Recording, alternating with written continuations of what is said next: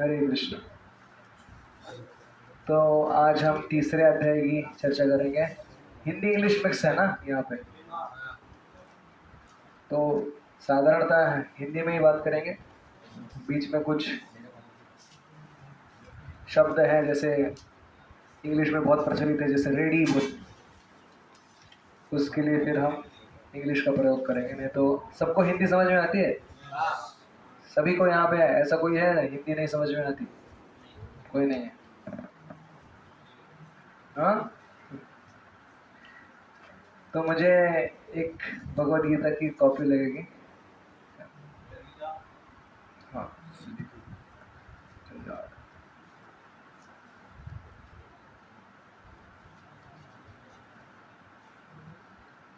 हाँ, वो दिखाना मेरा।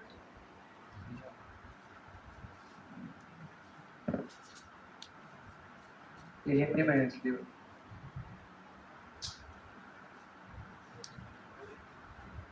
अरे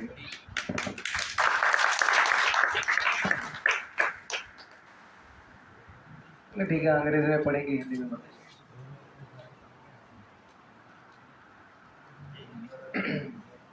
ओम अज्ञानतिमिरान्धस्य ज्ञानाञ्जनशलाकया चक्षुरुन्मिलितं येन तस्मै श्रीगुरवे नमः। श्रीचैतन्यमनोभीष्टं स्थापितं येन भूतले स्वयं रूपः तदा मह्यं ददाति स्वपदान्तिकम्। नमः ओं विष्णुपादाय कृष्णपृष्ठाय भूतले श्रीमते भक्तिवेदान्तस्वामिनिति नामिने। नमस्ते सरस्वते देवे गौरवाणी प्रचारिणे निर्विशेष शून्यवादी पाश्चात्यदेशतारिणे। जय श्री कृष्ण चैतन्य प्रभु नित्यानंद श्री अद्वैत गदाधर शिवासादि गौर भक्तवृंद। हरे कृष्णा कृष्णा कृष्णा हरे हरे, हरे राम राम राम हरे हरे। हरे कृष्ण। हाँ नहीं ठीक है, दिस इज। तो आप सभी का पुनः एक बार स्वागत। तीसरा दिन है ना आज आपका। 2 दिन आप पहला अध्याय और दूसरा अध्याय थोड़ा पढ़ चुके हैं। थोड़ा कभी बारिश होती है, कभी गर्मी होती है इधर, लेकिन आप उसको जैसे दूसरे अध्याय में कहते हैं मातरा स्पर्शस्तु कौन्तेय शीतोष्ण सुख दुःखदा आगमापायनो नित्यास तांस्तितिक्षोभान।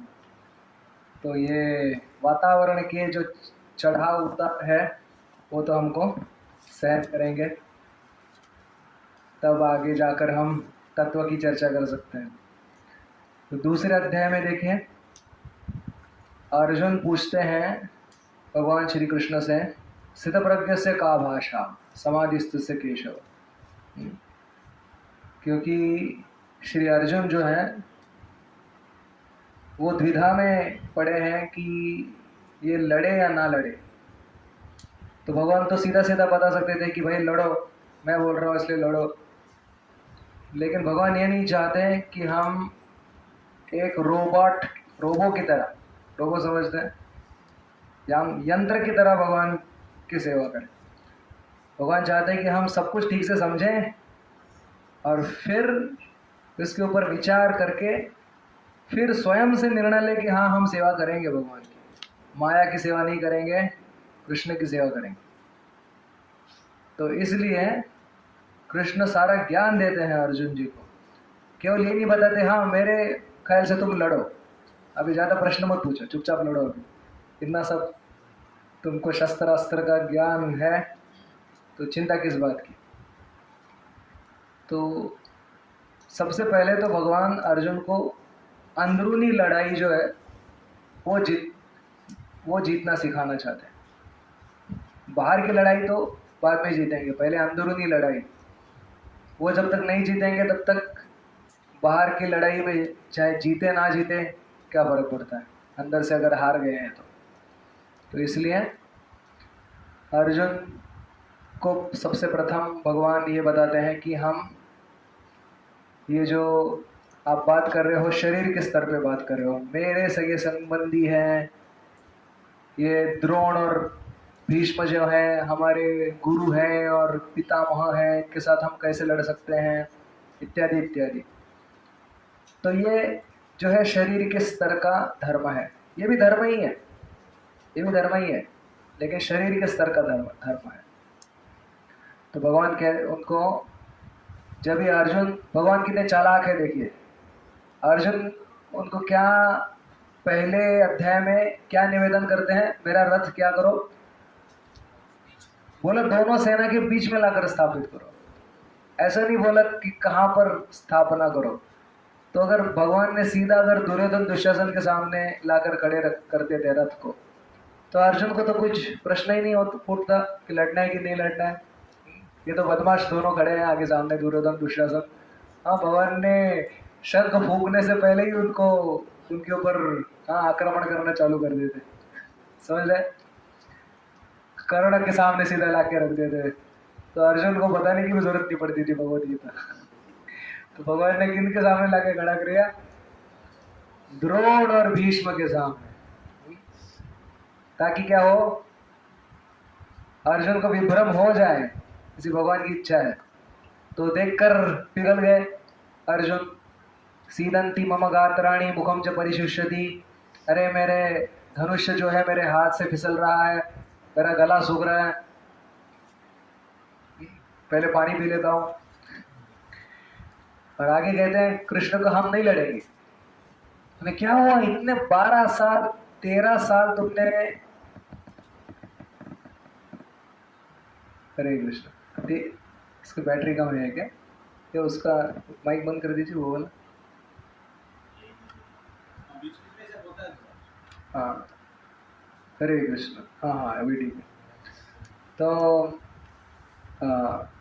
12-13 साल उन्होंने क्या किया, तुमने प्रतीक्षा की है इस लड़ाई की, और अब लड़ाई का समय आ गया, अब कह रहे हो अभी अभी मैं वापस जाता हूँ, भिक्षा मांग के जी लेता हूँ। तो कृष्ण कहते हैं कि भाई ये तुम्हारा जो है औदार्य नहीं है, ये तो तुम्हारी कायरता है कि तुम नहीं लड़ना चाहते हो। क्षुद्रम हृदय दौर्बल्यम त्यक्तोत्तिष्ठ परतम, ये तो तुम्हारे हृदय का दौर्बल्य है, इसलिए तुम ऐसी बात कर रहे हो। सो अर्जुन, तो पश्चात अर्जुन कहते हैं कि सच में मैं आपका भी शिष्यत्व स्वीकार करता हूँ। तो जब तक कृष्ण की शरण आकर हमारी बुद्धि थोड़ा चलाना बंद कर देंगे, बुद्धि तो चलानी है लेकिन भगवान के आगे दौड़ाना बंद कर देंगे, तब जब तक नहीं करेंगे तब तक हमको सही रास्ता नहीं पता चलेगा। तो सबसे पहले कहते हैं कि अर्जुन, मुझे पता नहीं कि मैं अपनी बुद्धि को लगाकर ये निर्णय ले पाऊंगा कि लड़ना है उचित है या ना लड़ना उचित है, तो आप मुझे बताइए। तो कृष्ण उनको सबसे प्रथम ये ज्ञान देते हैं कि हम सब क्या है, शाश्वत हैं। माने शाश्वत का अर्थ है पहले भी थे, आज भी है, कल भी रहेंगे। अगर मान लो हमने शरीर भी बदल लिया तो भी हमारा जो अस्तित्व है वो कायम रहेगा। ये सबसे पहली बात बताते। और फिर बोल रहे हैं कि ये शरीर को के धर्म संभालने के लिए तुम अगर अपनी आत्मा खो बैठोगे तो बराबर नहीं।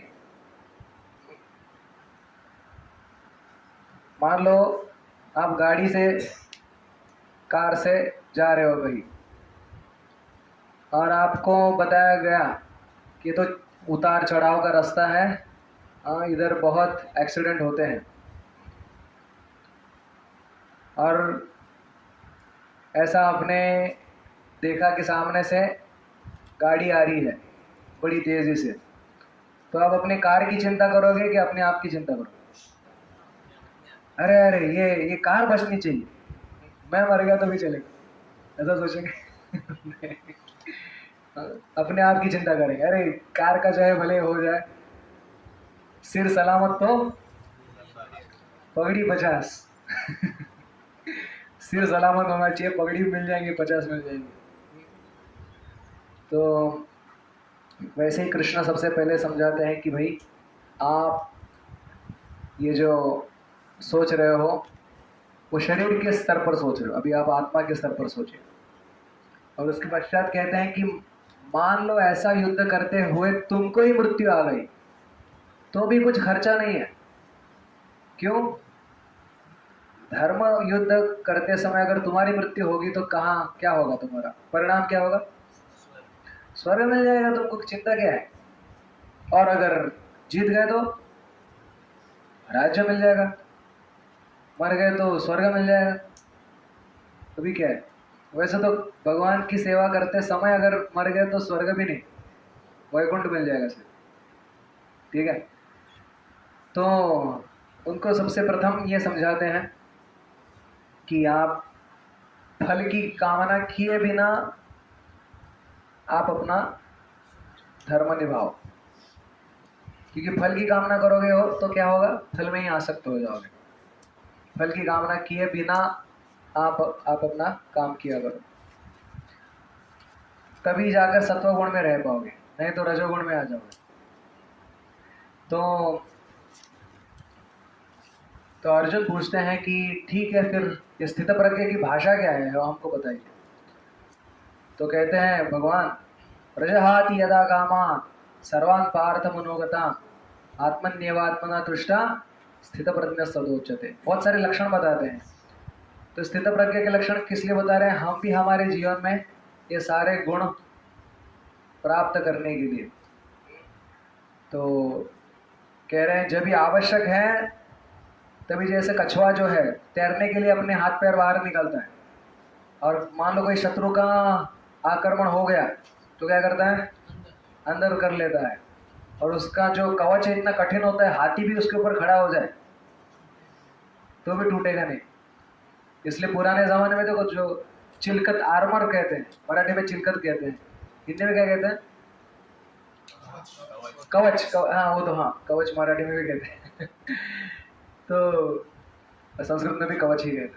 तो जो कवच है वो बहुत बार ऐसा होता है कि कभी पुराने ज़माने के कुछ कवच है जो बड़े कछुए हैं, उनका जो कवच है वही उपयोग होता है अपनी रक्षा करने के लिए।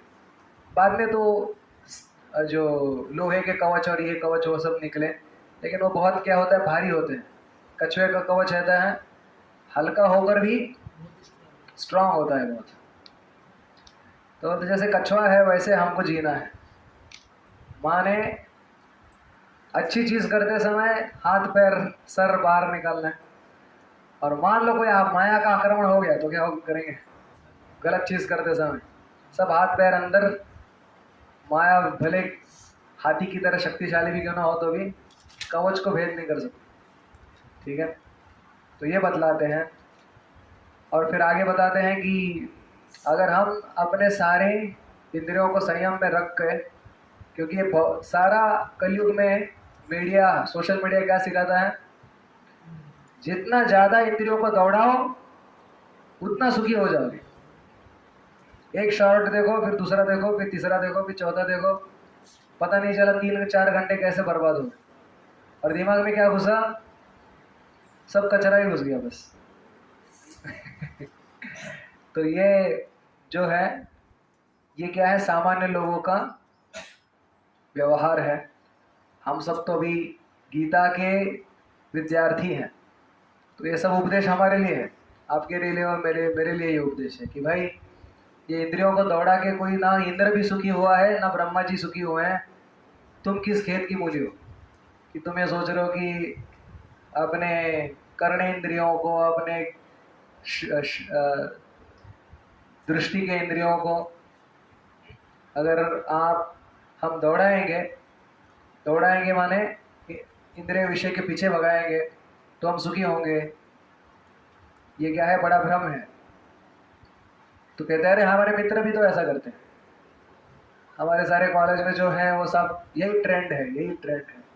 तो भगवान कहते हैं कि अरे ये ट्रेंड में मत फंसो, या निशा सर्वभूतानां तस्याम जागृति सही। हाँ, जो अपना भला चाहता है, हम हर एक जन भला चाहता है माने क्या? शाश्वत सुख और शांति चाहता है हम में से हर एक जन। जो हमको भगवान की सेवा करके ही मिलेगी। तो उसका व्यवहार और साधारण व्यक्ति के व्यवहार में कैसा फर्क है? बोले जो इसका सोने का टाइम है, इसका जगने का टाइम है। जो इसका जगने का टाइम है, इसका सोने का टाइम। माने क्या? अगर आप अपने मित्र को बोलोगे अरे चलो जरा हम मंदिर जाके आएंगे, हैं मंदिर जाके आएंगे, ऐसा कहो सिनेमा हॉल जाके आएंगे। तो जहाँ पर वो सक्रिय है वहाँ पे हमको निष्क्रिय होना है, क्योंकि और जहाँ पे वो निष्क्रिय है वहाँ पे हमको सक्रिय होना। एक जन ने प्रभुपाद जी को पूछा, बाहर से आया था, कह रहा था प्रभुपाद जी को, आप ये कृष्ण भक्ति में इतने सारे नियमों का पालन करते हैं, इतना अपने आप को कष्ट देते हैं, सुबह उठो, जप करो, ये मांस मत खाओ, ये मत करो, वो मत करो। अगर मान लो जीवन के अंत में आपको पता चल गया कि भगवान है ही नहीं, तो फिर आपका क्या होगा? तो प्रभुपाद ने उसको कहा, अगर मान लो जीवन के अंत में हमको पता चल गया कि भगवान है ही नहीं, तो भी हमको कोई चिंता नहीं है या हमको कोई गम नहीं है, गम नहीं होगा, क्योंकि हमने हमारा सारा जीवन अच्छी तरीके से बिताया, धर्म से बिताया। तो मान लो अंत में पता भी चल गया तो भी कोई चिंता नहीं। लेकिन अगर तुमने तुम्हारा जीवन इस प्रकार से बिताया, सब प्रकार का मांसाहार करके, नशापान करके, और अंत में तुमको पता चलेगा कि भगवान है, तो तुम्हारा क्या होगा? तो चुप बैठ गया वो, कुछ बोला नहीं वो। तो इस प्रकार से कृष्ण बता रहे हैं कि हमको इस स्थिति पे आना है। ये मनुष्य जीवन बड़ा दुर्लभ है। हमने एक किसी वैष्णव कह रहे थे कथा में, बोले कि ये मनुष्य देह इतना दुर्लभ है कि देवता भी चाहते हैं कि इसको हम प्राप्त करें। और हमने जिस प्रकार की जो चुटपुट सुख के पीछे पड़े हैं, उसके हजार हजार गुना सुख हमने 1000 बार इंद्र बन चुके हैं। पता है आपको? हजारों बार इंद्र बन चुके हैं, अनेक अनेक करोड़ों जन्मों में हजारों बार इंद्र बन चुके हैं। अभी का हमारा सुख क्या है? थोड़ा सा टीवी देख लिया, थोड़ा सा मोबाइल देख लिया, थोड़ा सा ये वो कर लिया, तो ये हमारा सुख है। लेकिन हजारों बार इंद्र बन चुके हैं। तो एक बताते हैं, ये एक वैष्णव एक कथाकार उसको बताते हैं, ये जो शास्त्र में इसका वर्णन कहाँ है मुझे पता नहीं, लेकिन बहुत सुंदर तरीके से बताते हैं। भीष्म देव को जब इच्छा मृत्यु थी, मालूम है ना आपको? तो उन्होंने कहा कि अरे आपकी आखिरी इच्छा क्या है? तो उन्होंने कहा मुझे ऐसे जगह पे जलाया जाए जहाँ पे कोई जला नहीं हो, जहाँ पे कोई पहले किसी को जलाया नहीं हो। ठीक है? तो भीष्मदेव जब शरीर छोड़ दिए तो उनके शरीर को लेके गए एक बड़े पर्वत की चोटी के ऊपर। पर्वत की चोटी के ऊपर तो कोई किसी को जलाने के लिए नहीं जाता, बराबर ना? 4 लोग लगते हैं केवल शरीर को उठाने के लिए। पर्वत के ऊपर जाकर कोई नहीं, गंगा के घाट पर जलाते हैं, ठीक है ना? पर्वत के ऊपर तो कोई जाकर किसी को कोई जलाता नहीं है। तो पर्वत के ऊपर लेके जाते हैं और वहां पर उनको रखकर लोग सोचते हैं, आजू बाजू वो जो उनको अंतिम क्रिया करना चाहते हैं वो सोचते हैं यहाँ पर तो कोई जला नहीं होगा पहले। तो चिता रचते हैं, उनके ऊपर भीष्मदेव को रखते हैं, और जब उनको जलाने जाते हैं तो पृथ्वी देवी प्रकट होती है वहां से। तो बोलते हैं अरे मूर्खों, यहाँ पर बाकी सबको छोड़ो, 100 बार तो भीष्म ही जल चुके हैं यहाँ पर। समझ रहे हैं? बाकी सबकी तो छोड़ो, 100 बार तो भीष्म ही इसी जगह पर जल चुके हैं। कहने का तात्पर्य कि अगणित अगणित जन्मों से हम भ्रमण कर रहे हैं इस जगत में। तो प्रभुपाद कहते हैं एक जन्म अगर हम भगवान के लिए देकर देखें तो क्या बुराई है ना। इतने सारे जन्म तो बिता दिए हमने और हर बार लगता है कि ये पहला जन्म है ना। इसलिए प्रभुपाद कहते हैं एक जन्म अगर भगवान के लिए देकर एक्सपेरिमेंट करके देखें, प्रयोग करके देखें, तो क्या हर्ज है? कोई हर्ज है? फिर आप दोनों की ये एकदम से कुर्ता एक ही जगह से खरीदे क्या? भाई है दोनों। अच्छा। तो यहाँ पर अर्जुन जी को प्रश्न पड़ता है कि आपने तो बोला फल के प्रति ये मत होना, आसक्त मत होना, और दूसरी ओर बोल रहे हैं स्थित प्रज्ञ होना। स्थित प्रज्ञ होना माने क्या? बुद्धि का आश्रय लेना, प्रज्ञा को स्थिर करना। और दूसरी ओर बोल रहे हैं कि अपना कर्म भी करते रहना। तो कैसे संभव है? समझ रहे हैं? माने झगड़ा भी करो, शांत भी रहो, ये संभव है? बोले सामने वाले कौरवों के साथ झगड़ा भी करो, झगड़ा नहीं युद्ध करो, और साथ में स्थित प्रज्ञ भी रहो, शांत रहो, दुखेशु अनुद्विग्न होना, सुखेशु विगत स्पृहा, ऐसे रहो। तो ये कैसे संभव? इसमें से एक तो अर्जुन ने सोचा स्थित प्रज्ञ होना माने सब काम छोड़ देना, और कर्मयोग करना माने अपना धर्म निभाना। ऐसा सोच रहे हो? एक को सन्यास के रूप में ले रहे हो स्थित प्रज्ञ होने को। समझ रहे? ये डाउट आ गया उनके मन में। तो तीसरे अध्याय की शुरुआत वो डाउट से होती है, शंका से होती है। तो जायसी चेत कर्मणस्ते मता बुद्धिर जनार्दन तत्किम कर्मणि घोरे माम नियोजसी केशव। अगर आपको लगता है कि बुद्धि युक्त होना, प्रज्ञा युक्त होना ही मनुष्य का श्रेष्ठ कर्तव्य है, तो एक घोर कर्म में मेरी योजना आप क्यों कर रहे हो? आपको लगता है जनार्दन कहने का तात्पर्य है कि अगर जनार्दन का दूसरा अर्थ है कि जन को नाश करने वाले। अगर आपको लगता है ये अच्छा है तो आप ही करो। आपके पास सुदर्शन चक्र है, एक बार घुमाओ, सबका लाइन में सर कट जाएगा। है ना? सुदर्शन चक्र एक बार बस घुमाओ बस, एक चक्कर, एक परिक्रमा करके आएगा सुदर्शन जब कुरुक्षेत्र की, तो सबके कौरवों के सर कटे हुए मिलेंगे। तो मुझे क्यों बोल रहे हो आप ये कर दो? आपको करवाना है तो आप करो। तो कृष्ण कह रहे हैं मुझे करना होता तो मैं अपने धाम में बैठ के कर लेता, तुमको अवसर देने की आवश्यकता क्या थी मुझे?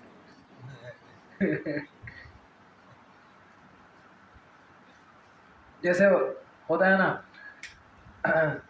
कि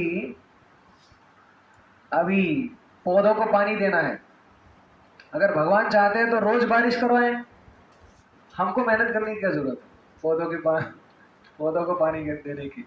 हाँ, आधा घंटा 1 घंटा रोज पानी देने में जाता है। और मैं अगर कहूँगा कि अरे अगर भगवान ये पौधों को पानी देने की सेवा में मुझे क्यों लगा है, एक बार बारिश करो तो बस हो गया, 10 दिन पानी देने की जरूरत नहीं है ना?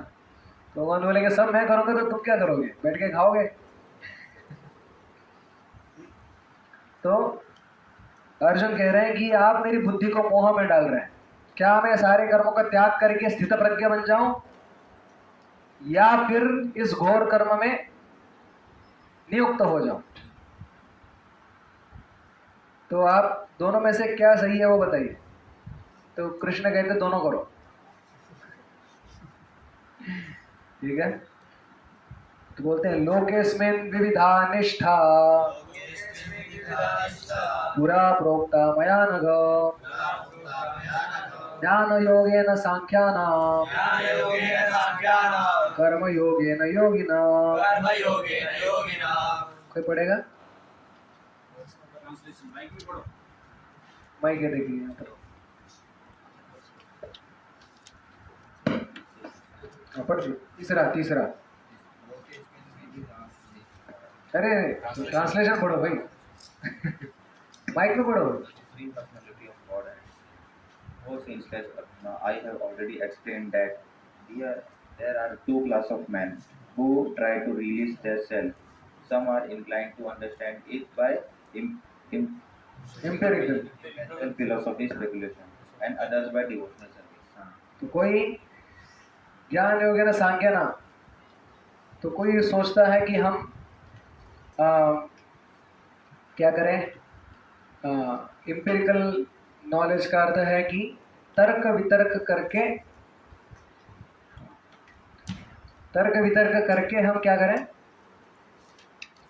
हम भगवान को और भगवान की जो निराकार विभूति है जिसको ब्रह्म कहते हैं, उसको जानने का प्रयास करेंगे। अगर मान लो आप सूर्य को जानना चाहते हैं,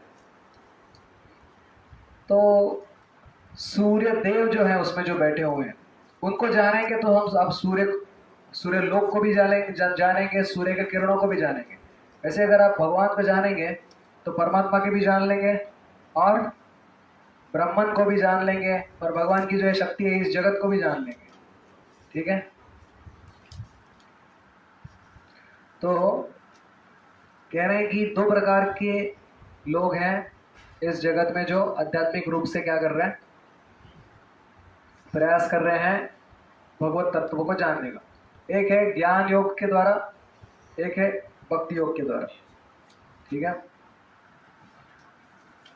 प्रभुपाद कहते हैं ऐसा है कि एक प्रकार के लोग पेड़ की जड़ खोजने का प्रयास कर रहे हैं और दूसरे लोग पेड़ के जड़ को पानी दे रहे हैं। तो कौन से ज्यादा श्रेष्ठ है? पानी देने वाले।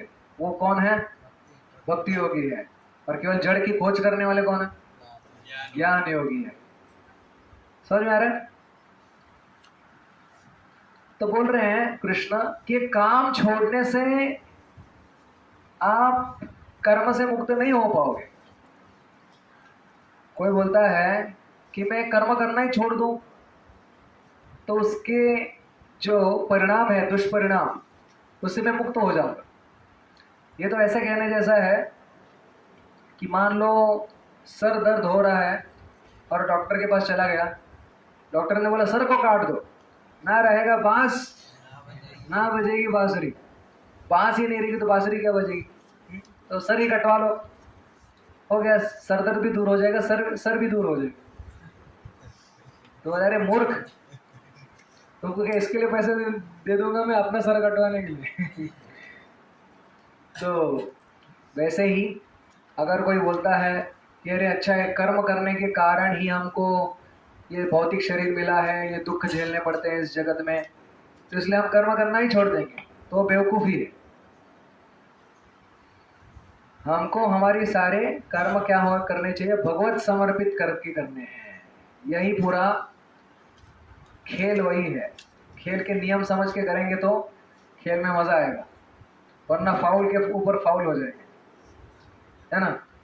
तो भगवान उनको खेल के नियम समझा रहे हैं। बोल रहे हैं कि न कर्मणाम अनारंभा निष्कर्म पुरुषोषु अश्नुते न च संन्यासनादेव सिद्धिम समधि गच्छति। केवल संन्यास लेने से आपको सिद्धि प्राप्त नहीं होने वाली। हमारे चाचा चाची आए थे जब हम आश्रम ज्वाइन किए थे, तो हमको आकर बताने लगे कि अरे ये तुम बहुत गलत कर रहे हो। तो हमने उनको कहा कि देखो हम प्रयास कर रहे हैं भक्ति में। आश्रम ज्वाइन नहीं, आश्रम भी तभी ज्वाइन नहीं किया था, भक्ति में हम आ गए थे तभी। तो कह रहे थे कि ये सब क्या है, सामान्य लोगों की तरह रहो। तो मैंने उनको कहा कि देखो इस जगत में हर एक सामान्य जन जो है जन्म मृत्यु जरा व्याधि के चक्कर में फंसा हुआ है। अगर मैं सामान्य जनों के जैसा रहूंगा तो इसका कभी उपाय ही नहीं निकलेगा। जन्म मृत्यु जरा व्याधि, आपको वापस जन्म लेना पड़ेगा। पुनरपि जननम पुनरपि मरणम पुनरपि जननी जठरे शयनम। तो हमारे चाची कहने लगी अरे नहीं हम वापस जन्म नहीं लेंगे। बोला अच्छा, हम मोक्ष लेंगे, हम मोक्ष लेंगे। तो हमने कहा अरे मोक्ष क्या, चीनी है जो किराना की दुकान पे जाकर खरीद लोगे। मोक्ष लेंगे हम, मोक्ष ऐसे फ्री में मिलता है मोक्ष? इतने ज्ञानी लोग हजारों साल से तपस्या कर रहे हैं, और आप सामान्य की तरह जीवन जी कर अंत में मोक्ष लेंगे, कुछ साधना किए बिना, कुछ किए बिना, ऐसा कैसे संभव है? तो वही कृष्ण कह रहे हैं, बिना कुछ किए आपको सिद्धि कैसे प्राप्त होगी? अरे इस भौतिक जगत में एक सामान्य डिग्री पाने के लिए कितनी मेहनत करनी पड़ती है कि नहीं? 4 साल घिसना पड़ता है, हाँ, खास करके एग्जाम के एक दिन पहले, तब जाकर क्या होती है, डिग्री मिलती है। तो इतना बड़ा पद प्राप्त करने के लिए क्या क्या मेहनत करनी पड़ेगी, है कि नहीं? इतनी आसानी से मिलने वाली है? खिलवाड़ समझ के रखा है। मोक्ष लेंगे हम, मोक्ष लेंगे। तो कृष्ण कह रहे हैं, अगर आप चाहते भी हो, करके देखना, आप किसी दिन करके देखना, किसी दिन नहीं, 1 घंटे के लिए करके देखना। कुछ नहीं, कश्चित क्षणमपि जातु तिष्ठति अकर्मो कृत। एक क्षण के लिए भी हम बिना कुछ किए नहीं रह सकते। बिना कुछ किए माने, चलो मान लो आपको मुभा दे दी कि चलो आप सांस ले सकते हो, लेकिन वो छोड़ के बाकी कुछ नहीं करना है 1 घंटे के लिए। ना कुछ सोचना है, ना सो जाना है। वो तो सिंपल हो जाएगा, नहीं तो सो गए तो हाँ अभी कुछ नहीं किया, चलो साल भर घंटा भर हमने सो लिया तो हमने कुछ नहीं किया, उसको भी काउंट किया जाता है करने में। लेकिन चलो एक सहूलत दे दी आपको कि चलो आप केवल सांस ले सकते हो, बैठना भी तो एक क्रिया है, लेकिन चलो बैठने को हमने काउंट नहीं किया, सांस लेने को काउंट नहीं किया, और बोला कि 1 घंटा आपको कुछ नहीं करना है। माने हाथ पैर नहीं उठाने हैं, चलना नहीं है, दौड़ना नहीं है, कुछ सोचना भी नहीं है। क्या संभव है? 1 घंटा छोड़ 1 मिनट के लिए भी संभव नहीं। कुछ ना कुछ आपके मन के विरुद्ध जबरदस्ती कुछ ना कुछ घुस के आएगा सर में। अरे कितना घंटा बोला? 1 घंटा बोला कि आधा घंटा? हो गया ना, विचार हो गए। ये भी सोचा हमने, क्या करना है, सोचना नहीं है, ये भी सोच लिया। तो भगवान कह रहे हैं ऐसा आप कर ही नहीं सकते। नहीं, कश्चित क्षणम अभी बोल रहे हैं, 1 घंटा तो छोड़ो, भगवान क्या बोल रहे हैं यहाँ पर? क्षण। क्षण समझते हो? पलक झपकने के लिए जितना समय लगता है उससे भी कम, उसको क्षण बोलते हैं। बिना उसके, मतलब पलक झपकाई, वो भी तो एक क्रिया है ना। एक पल में आपने पलक झपक ली, वो भी तो क्रिया हो गई। बिना कुछ किए कोई रह नहीं सकता। और मान लो आपने जबरदस्ती करने का प्रयास किया अपने ऊपर कि नहीं कुछ नहीं करेंगे हम, तो कार्यते यवशा कर्म सर्वा प्रकृति जय गुणे, फिर सत्व रज तम आपसे जबरदस्ती काम करवाएंगे, जबरदस्ती खींच के काम करवाएंगे।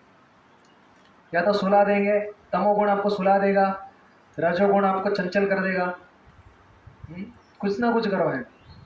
सत्वगुण आपको कुछ तत्व के बारे में सोचने पर मजबूर करेगा। समझ रहे? तीनों गुण में से कुछ ना कुछ आपको अवश्य काम करवाए।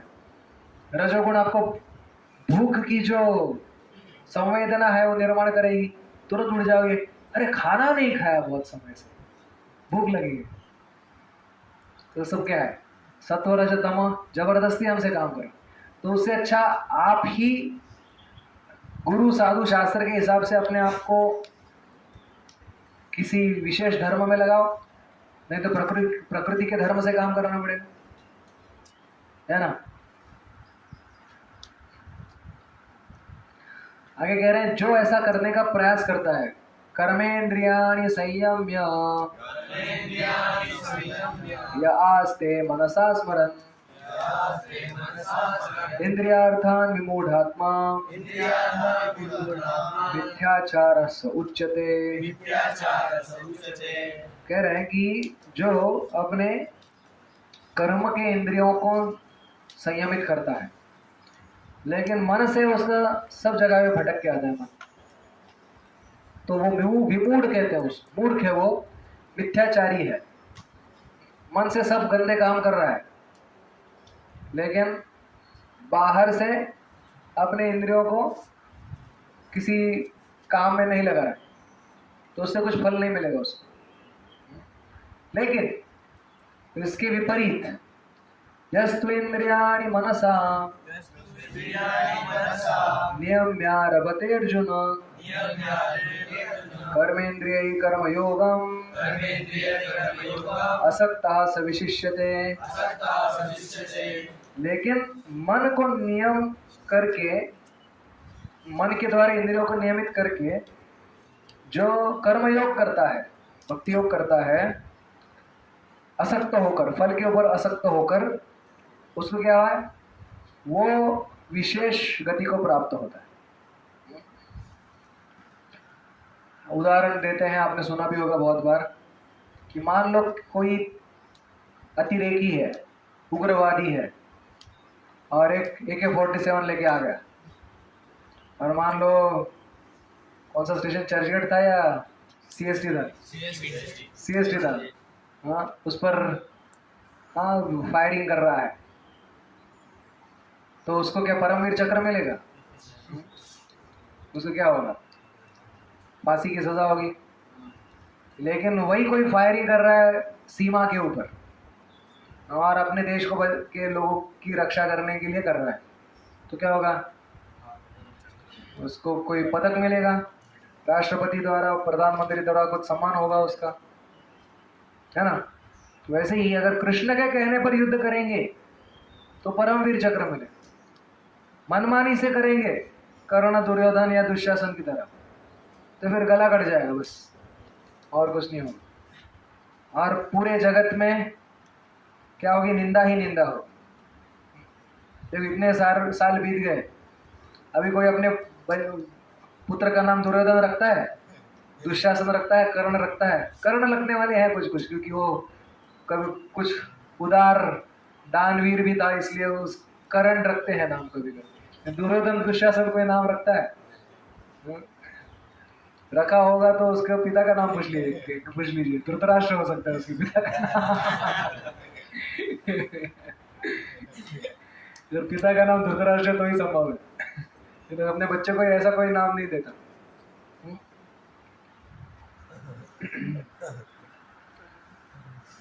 यहाँ तक तो क्या, इतने सारे नाम सुने होंगे आपने। अभी गांधारी इतनी पतिव्रता थी, किसी ने कभी आपने किसी लड़की का नाम गांधारी सुना है आपने? क्यों नहीं रखते? इतनी तो पतिव्रता थी। क्योंकि तो पति और पुत्र दोनों कैसे, किस प्रकार के हैं? दोनों दुष्ट स्वभाव के हैं। पति है धृतराष्ट्र और पुत्र है दुर्योधन। इसलिए लोग सोचते हैं कि ना ना ना, ये पतिव्रता हो लेकिन द्रौपदी की तरह हो या कुंती की तरह हो, गांधारी की तरह गांधारी नाम नहीं देंगे हम। भले गांधारी स्वयं पतिव्रता थी, धार्मिक थी, कितनी बार उसने दुर्योधन को समझाया, कितनी बार उसने धृतराष्ट्र को समझाया, लेकिन बोलते हैं विनाश काले विपरीत बुद्धि। एक बार बुद्धि बिगड़ गई, विनाश काल आने वाला है, किसी के समझाने पे नहीं, ब्रह्मा जी आकर समझाए उसको, नहीं समझेगा, है ना? जैसे आपने सुदामा प्रभु कहते हैं, मन की सुनते हैं वो मंकी। बंदर को बंदर के जैसा है जो मन की केवल सुनते हैं, मन की बात। तो क्या करना चाहिए अर्जुन आपको? नियतम कुरु कर्मत्वम कर्म ज्यायो ह्यकर्मणः शरीर यात्रा पिचते न प्रसिद्धेद कर्मणः। तो कह रहे नियतम कुरु कर्म, नियत कर्म करो। नियत माने एक भक्त के लिए नियत कर्म है सेवा, या 16 माला करना, 8 माला करना, 4 माला करना, जो भी अपने अपने यथाशक्ति यथामति से, और अपना जो सारा कर्तव्य है। मान लो आप अभी विद्यार्थी दशा में, सब विद्यार्थी है ना यहाँ पे? कोई जॉब कर रहा है? एक कुछ जॉब वाले भी है, लेकिन जस्ट अभी विद्यार्थी दशा से बाहर है, विद्यार्थी जॉब करने वाले भी एक प्रकार से विद्यार्थी होता है। तो जो कि कुछ भी आप कर रहे हो, चाहे विद्यार्थी हो या कुछ पेशा उद्योग कर रहे हो, उसको कृष्ण को समर्पण करना ये नियत कर्म है। ठीक है। और ऐसे भगवत अर्पित कर्म करने से क्या होगा? हृदय का शुद्धिकरण होगा, हृदय शुद्ध हो जाएगा उससे। और अगर सोचेंगे कि हम कुछ नहीं करेंगे तो शरीर यात्रा भी चले न प्रसिद्धेद अकर्मणः, शरीर यात्रा भी नहीं चलेगी हमारी, कुछ नहीं करेंगे तो। अरे कुछ तो पैसा कमाना होगा, कुछ तो करना होगा, कुछ तो हाँ उपजीविका के लिए कुछ तो करना होगा, नहीं तो शरीर यात्रा भी नहीं चलेगी। तो जो काम करना है कि नहीं करना है वो मत पूछो, काम तो करना ही होगा। कौन सा काम करना है और कैसे करना है ये पूछो। समझ में आ रही बात?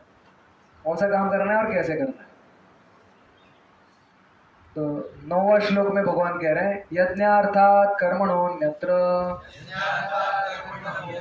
लोकोऽयं कर्म बन्धनः तदर्थं कर्म कौन्तेय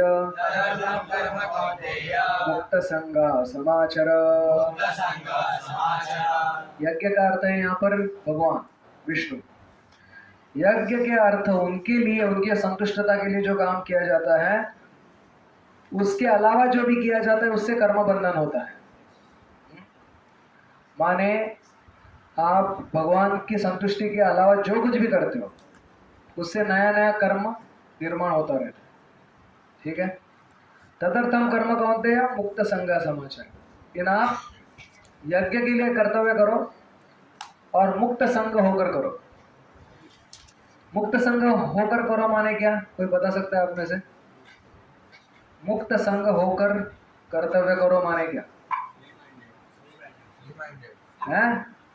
फ्री नहीं नहीं, उसको साधारण, मैं 4 साल का बच्चा हूँ ऐसा समझ कर मुझे समझो। ठीक है। 5 साल के बच्चे को समझाओगे ऐसा समझाओ। नहीं, एक जन बोलो। हाँ, आपका नाम? यश मौर्य प्रभु, बताइए। हाँ, अरे नहीं, अरे मैं नादान बच्चा हूँ ऐसा समझ के मुझे समझाओ उसका अर्थ क्या है। मुक्त संग का किसी का भी संग किए बिना अपना काम करो। ठीक है, थोड़ा और आगे जाके बताओ किसी का भी संग किए बिना मानेगा। आपका नाम? प्रताप प्रभु, बराबर। आपने जैसा शब्द था उसको बोला। मुक्त संग माने किसी का भी संग किए बिना। तो उसको थोड़ा और बताइए। मान लो आप क्या करते हो? जॉब करते हो। मुक्त संग होकर कैसे करोगे बताओ जरा। ना उनको बताने दो, प्रताप प्रभु को। मुक्त संग होकर अपना जॉब कैसे करोगे? आप 9 से 5 जाते हो का ऑफिस जाते हो, है ना? उसी को मुक्त संग होकर कैसे करना है? अगर किसी ने बोला, भगवान ही बोल रहे हैं यहाँ पर, माने कैसा करो? माने क्या करोगे मुक्त संग होकर? कंप्यूटर पे काम करना छोड़ दोगे, मुक्त संग हो गया। कैसे हो गए मुक्त संग? ठीक है, कोई और बताना चाहते हैं? आप बताना चाहते हैं? आप बताओ। हाँ, फल की आकांक्षा से मुक्त हो जाओ। माने सैलरी लेना बंद कर दो। बराबर नहीं ना? बराबर बोला तो सही। फल की कामना करना बंद कर दो। माने क्या? सैलरी लेना, पैसा लेना बंद करे, बॉस को बोलते अरे आपके अकाउंट में रखो, हमको नहीं, हम मुक्त संग होकर काम करेंगे। ठीक है। ऐसा कोई भी वर्क करो जिससे भगवान सैटिस्फैक्शन हो, ऐसा कोई भी काम करो जिससे भगवान की संतुष्टि होती है, तो उसको मुक्त संग बोलेंगे। ठीक है, मतलब क्या करो? ठीक है, भगवान की भक्ति करने से भगवान संतुष्ट हो जाएंगे। फिर क्या जॉब छोड़ दें? जॉब करके पैसे से हम दान दे सकते हैं ना, डोनेशन। अच्छा ठीक है, मुक्त संग होना माना हम जो नौकरी उद्योग कर रहे हैं उससे जो पैसा मिलता है उसका सही ढंग से भगवान की सेवा में विनियोग करें। माने हमारा चरितार्थ तो चला है, उपजीविका उससे चलेगी, और उपजीविका चलने के बाद जो बैलेंस बचता है उससे कुछ भगवान की सेवा अगर हम करें दान इत्यादि करके तो उसको मुक्त संघ कहेंगे। ठीक है, अच्छा है कि अच्छा उत्तर है। और कोई कुछ बता सकता? आपका नाम? सुदीप प्रभु। अच्छा बताया, मुक्त संघ की अच्छी व्याख्या की उन्होंने। माने मैं भोगता हूँ, अच्छा मैं ज्यादा पैसा मिल गया मुझे तो गो कार्टिंग के लिए जाऊंगा मैं, या मॉल में शॉपिंग करने जाऊंगा जहाँ पे बासी सब्जी 10 गुना रेट में मिलती है क्योंकि फ्रोजन है ना। वही जो मैं स्टेशन के बाजू में भाजी वाली से खरीद सकता था वो मैं 10 गुना इस पैसा देकर उससे खराब सब्जी खरीदूंगा, क्योंकि सुपर मॉल में जाकर खरीद करूंगा। सब लोग बोलेंगे अरे वाह आप तो सुपर मॉल से खरीदी कर ऐसा नहीं। हाँ, क्या है, अपने भोग के लिए नहीं करूंगा, अपनी उपजीविका चला के भगवान की सेवा में उसका विनिमय करूंगा, निस्वार्थ रूप से करूंगा। मतलब सैलरी तो लूंगा मैं, ऐसा नहीं कि फुकट में काम करूंगा, लेकिन उसका सही ढंग से उपयोग करूंगा अपनी उपजीविका चलाने में, कुटुंब का पालन करने में, भगवान की सेवा करने में, ऐसा उसको लगा दूँ। ठीक है, ये एक अच्छा बताया सुदीप ना, सुदीप प्रभु ने। और क्या बता सकते? मुक्त संघ होकर काम करना माने क्या? एक इन्होंने एक अच्छा बताया, फल की आकांक्षा किए बिना। फल की आकांक्षा माने खुद के भोग की आकांक्षा किए बिना। ठीक है, और कुछ बता सकते हैं मुक्त संघ का अर्थ? थोड़ा सोचिए, आप ही सोचिए, मुक्त संघ होकर पढ़ाई करना क्या होता है बताइए? आप सब पढ़ाई करते हैं कि नहीं करते? मुक्त संघ होकर पढ़ाई करना माने क्या? माने किताब बाजू में रखना, बिना किताब के पढ़ाई करना। जी डिपेंड है ना कि हम लोग प्रैक्टिस कर सकते हैं, उसके जो उसका फल आएगा तो उसके ऊपर डिपेंड है कि क्या परसेंटेज आएगा। हाँ माने अरे भूल जाओ, पास है फेल है क्या है, तो मुक्त संघ होकर पढ़ाई करेंगे हम। पास हुए तो पास हुए, फेल हुए क्या फर्क पड़ता है? फल की अपेक्षा तो करनी नहीं हमको, हम तो मुक्त संघ है, बराबर ना? नहीं मैं उससे और कुछ सोचने पर मजबूर कर रहा हूँ आपको। ऐसा नहीं कि ऐसे ही चस पढ़ लिया मुक्त संघ बोले ठीक है मुक्त संघ होकर करेंगे। अरे मुक्त संघ होकर मतलब क्या करेंगे, वो हम थोड़ा सा ढंग से करेंगे तो फिर हमारे जीवन में उसका क्या मिलेगा, एक अनुभव मिल जाएगा। आप कह रहे थे आपका नाम अथर्व? हाँ, आप लास्ट टाइम भी आए थे, लास्ट ईयर भी आए थे। अपने अकेले पढ़ना और दूसरों से कंपेयर ना करना, और अपना जो मैक्स कर सकते हैं वो अपना अपने कंट्रोल में जो है मैक्सिमम उतना करना, दूसरों से कंपेयर ना करना। ठीक है, इसको भी मुक्त संघ बोल सकते हैं। ठीक है, मुक्त संघ होकर बाकी लोगों से कुछ लेना देना नहीं है, आप भले आपकी पढ़ाई भली, एक दूसरे से कंपेयर करने की कोई आवश्यकता नहीं। ठीक है, इसको मुक्त संघ बोल सकते हैं एक प्रकार से। और थोड़ा सोचकर बताइए, मुक्त संघ होकर करना माने क्या करना? समर्पित करना माने क्या? अच्छा बताया आपने, समर्पित करना माने। और थोड़ा सा आगे जाकर बताइए, मान लो आप जॉब कर रहे हो, जॉब को समर्पण कर दिया भगवान को, माने क्या किया? जॉब का जो आपका जो लेटर था वो भगवान के चरणों में लग दिया, हो गया समर्पण। माने सब, हाँ, मन से समर्पित करना माने कैसे करोगे? क्या क्या सोचोगे? मन से समर्पित करोगे भगवान को, चलो ये जॉब मैंने कृष्ण को समर्पित किया, मैंने सोचोगे क्या? हाँ, कृष्ण केंद्र बिंदु है, ऐसा सोचकर। हाँ, मन से समर्पण करना माने कृष्ण ने ही मुझे इसमें नियुक्त किया है और इसके फल से हम कृष्ण की ही सेवा करेंगे, तो ये कृष्ण के प्रति, भगवान के प्रति कृतज्ञता रख कर कोई काम करना, उसको हम कहेंगे समर्पित करना, और उसी को मुक्त संघ कहेंगे। ठीक है ना? और एक चीज आपने नहीं बताई, यहाँ पर मैं बता देता हूँ। दूसरा है अहंकार से मुक्त होकर। मैंने किया, देखो देखो पहला नंबर आ गया मेरा पूरी कक्षा में। अच्छा, और अगर कोई होशियार लोग रहते तो 10वां नंबर आ जाता अगर आपकी कक्षा में, है ना? तो अहंकार से मुक्त होकर करना, अहम भाव से। एक तो फल के ऊपर आसक्त होकर ना करना, मुक्त संग माने। दूसरा अहंकार की भावना से ना करना, तीसरा है कि भगवान को समर्पित भाव में करना। ये 3 चीजें होगी मुक्त संग की। ठीक है, आगे बढ़ते हैं। फिर आगे कृष्ण बताते हैं कि इस जगत की जब रचना हुई तो भगवान ने देवताओं को और मनुष्यों को निर्माण किया और दोनों को बताया कि आप इस यज्ञ से देवताओं को संतुष्ट करो। मनुष्यों को बताया, देवताओं को बताया आप इस यज्ञ से संतुष्ट होकर जो भी सामग्री लगती है उनको, वायु या बारिश, वर्षा, अग्नि, सूर्य अगर अग्नि उष्णता नहीं देगा, प्रकाश नहीं देगा तो क्या करेंगे हम? पूरी पृथ्वी दिन में बर्फीली हो जाएगी। तो केवल पोलर बियर देखेंगे यहाँ पर, मनुष्य नहीं देखेंगे। तो 6 महीने सोते हैं, 6 महीने जगते हैं। तो हाँ, तो इस प्रकार से भगवान कह रहे हैं कि ये यज्ञ का सिस्टम मैंने ही निर्माण किया है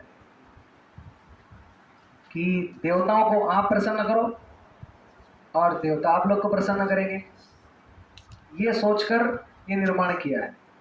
तो कलयुग में देवता से लेकर सारे प्राणी मात्रों को संतुष्ट करने का एक ही यज्ञ है। क्या यज्ञ है? कौन सा यज्ञ है? जिससे आप भगवान को भी संतुष्ट करोगे, देवताओं को भी और प्राणी मात्रों को भी। हाँ, थोड़ा एक जन बोलो। जप कीर्तन, संकीर्तन यज्ञ। संकीर्तन यज्ञ है जिससे भगवान संतुष्ट होंगे। भगवान तो जड़ की तरह है, देवी देवता किसकी तरह है? पत्तों की तरह और शाखाओं की तरह। तो शाखा को अलग से पानी देने की आवश्यकता नहीं पड़ती। आप पेड़ के जड़ को पानी डालेंगे तो शाखाओं को अपने आप पानी मिल जाएगा। तो इस प्रकार से दोनों एक दूसरे को संतुष्ट करना। बिना ये यज्ञ किए अगर आपने कुछ ग्रहण कर लिया तो उसको भगवान चोर कह रहे हैं 12वें श्लोक में। इष्टान भोगान वो देवा दास्यन्ते यज्ञ भाविताः तैर्दत्तान प्रदायेभ्यो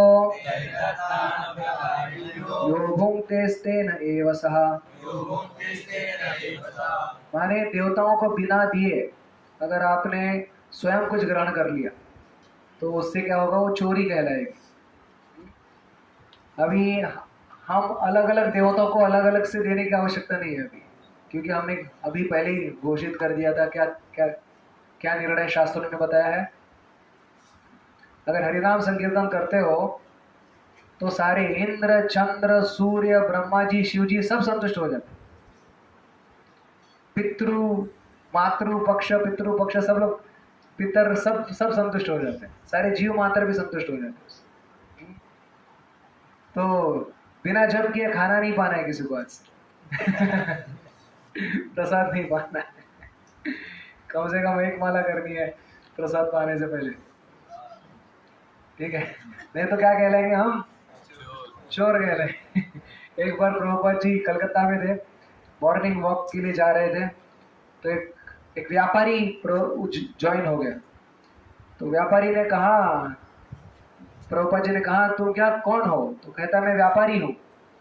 प्रभुपाद कहते हैं किसका व्यापार करते हो? बोले कांच का व्यापार करता हूँ। प्रभुपाद कहे कांच कहाँ से आती है? तो कहते हैं जमीन से आती है। तो प्रभुपाद कहे जमीन कहाँ से आती है? तो जमीन तो भगवान की शक्ति है। उसको मालूम था प्रभुपाद कहाँ लेके जा रहे हैं उसको, थोड़ी बहुत गीता भी पढ़ा हुआ था वो। तो प्रभुपाद ने कहा फिर तुम तो चोर हो। मैं चोर कैसे हो गया? बोले अरे तुम कृष्ण की मिट्टी लेते हो, उससे कांच बनाते हो, उससे प्रॉफिट कमाते हो और कृष्ण को कुछ देते नहीं हो लौट कर, तो तुम चोर हो गए फिर तो वो एकदम चुप हो गया, सोचने लगा अरे ऐसा कैसे हो गया। फिर प्रभुपाद थोड़े आगे गए चलते चलते, फिर वो पीछे पड़ गया, तो दौड़ते दौड़ते दौड़ते प्रभुपाद के पास गया और थोड़ा चैलेंजिंग मूड में कहा, लेकिन प्रभुपाद मैं दान भी करता हूँ। तो प्रभुपाद बोले, ठीक है तुम छोटे चोर हो क्योंकि दान करते हो थोड़ा बहुत दान करते हो, 1000 रुपये कृष्ण से ले लिए, 1 रुपया दान कर दिए, तो क्या हुआ, 999 का तो चोर हो गई ना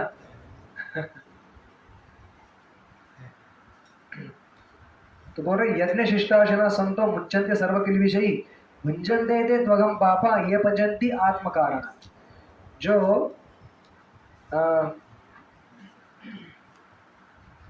केवल पचन्ति माने पकाता है खाना केवल अपने इंद्रियों को तुष्ट करने के लिए, वो केवल क्या खाता है, पाप खाता है, पापड़ नहीं पाप खाता है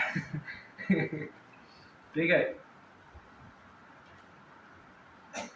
तो कह रहे हैं कि ये जो चक्र है ये भगवान की सृष्टि है, हर जगह पे नियम है, यहाँ पे समझना चाहिए हमको।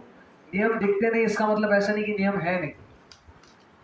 जैसे अभी आप गाड़ी चला रहे हो, आप में से कितने जनों को गाड़ी चलानी आती है, स्कूटर बाइक साइकिल सब तो रास्ते से चलाते हो तो आपको गाड़ी चलाने के नियम मालूम है कि नहीं? हाँ, और आपकी टेस्ट वगैरह लाइसेंस है ना सबके पास नहीं, किन किन का ठीक है, टेस्ट देकर लाइसेंस भी ले लो